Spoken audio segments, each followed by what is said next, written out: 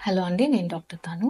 డిప్రెషన్‌తో బాధపడుతున్న వాళ్ళందరూ పైకి మాకు డిప్రెషన్ ఉంది అని చెప్పుకోరండి. చాలా మంది పైకి నవ్వుతూ, సంతోషంగా మేమంతా బావున్నాం అన్నట్టుగా బిహేవ్ చేస్తారు.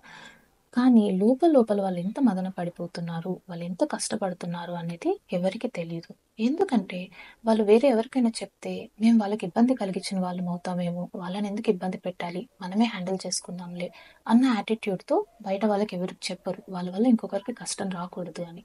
కానీ ఈ డిప్రెషన్ సింప్టమ్స్ ఏంటి? లక్షణాలేంటి? అని తెలుసుకోవడం చాలా ముఖ్యం. ఎందుకంటే సమయం మించిపోకముందే మనం ఇటువంటి వాళ్ళకి సహాయం చేయాలి. సో, మీరు గమనించాల్సిన డిప్రెషన్ లక్షణాలు ఏంటంటే, అలసటగా ఉండటం, ఎనర్జీ లేకపోవటం, పనులు చిన్నవే అయినా దానికి సంబంధం లేనంత అలసట రావటం, ఆసక్తి లేకపోవటం, ఇంతకుముందు చేసే విషయాలు ఎంతో ఇంట్రెస్ట్‌గా చేసిన విషయాలు ఇప్పుడు అస్సలు మనసుకు నచ్చవన్నమాట.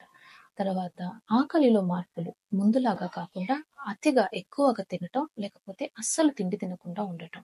నిద్రలో మార్పులు. ఎక్కువగా నిద్రపోవటం లేదా చాలా తక్కువగా నిద్రపోవటం, నిద్ర లేకపోవటం అంటే ప్రశాంతంగా నిద్రపోలేరన్నమాట. ఆసక్తి లేకపోవటం.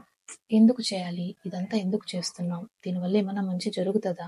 అన్న ఫీలింగ్స్ రావటం. సోషల్ లైఫ్ నుంచి దూరంగా ఉండటం. వీళ్ళు ముందులాగా అన్నీ షేర్ చేసుకోవటం, వాళ్ళ ప్రాబ్లమ్స్ పక్క వాళ్ళకి చెప్పటం చేయరన్నమాట. ఎప్పుడు ఒంటరిగా ఉండటానికి ఇష్టపడతారు. ఈ లక్షణాలు మీలో కానీ, మీ ఆత్మీయుల్లో కానీ తెలిస్తే వెంటనే వారికి సహాయం చేయండి. అవహేళన చేయకండి. ట్రీట్మెంట్ ద్వారా, థెరపీ ద్వారా డిప్రెషన్ పూర్తిగా తగ్గిపోతది. దీంట్లో జంకు పడాల్సిన విషయం ఏమీ కానీ లేదు. వీడియో నచ్చినట్టయితే లైక్ చేయండి. ఛానెల్‌కి సబ్స్క్రైబ్ చేసుకోండి. Thank you for watching.